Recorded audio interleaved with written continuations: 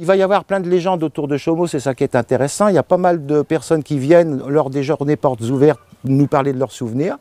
Moi, je crois que c'est Laurent qui m'avait dit ça, il me semble, qu'à un moment donné, Chaumont se met en tête d'utiliser des boîtes de conserve et de taper dessus dans son appartement à Paris.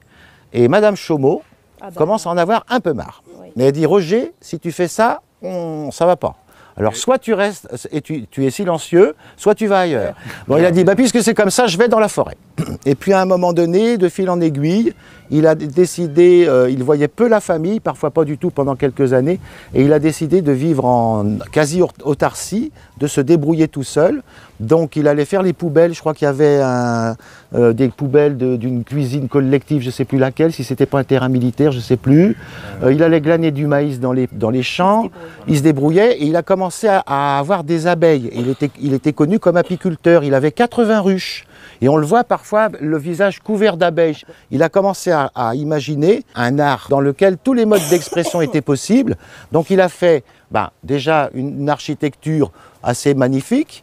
Il a fait des tableaux, des peintures, des gravures, des poèmes. Il s'est enregistré. C'est pour ça que dans le refuge, vous pouvez écouter Chaumont.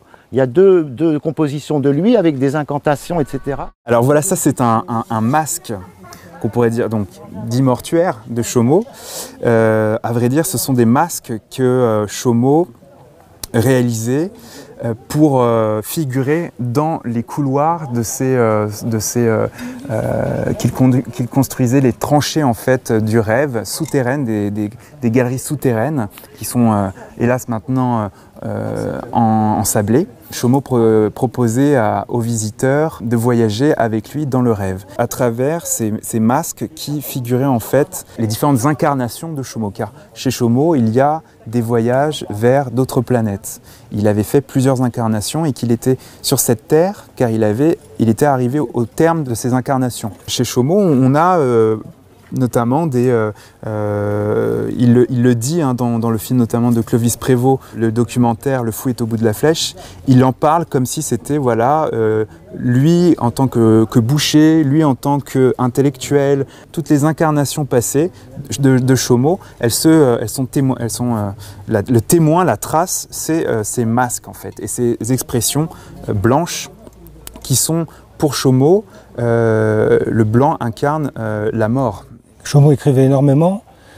Il était inspiré par les anges du matin, les anges du soir. Et là, il écrivait énormément. Il avait des notes en permanence sur sa table de cuisine où il écrivait des poèmes qui lui étaient inspirés. Et il se sentait guidé et véritablement entouré par des esprits qui lui apportaient justement ce soutien moral, ce soutien spirituel. C'est ce qui lui a permis en fait de vivre cette solitude pendant autant d'années.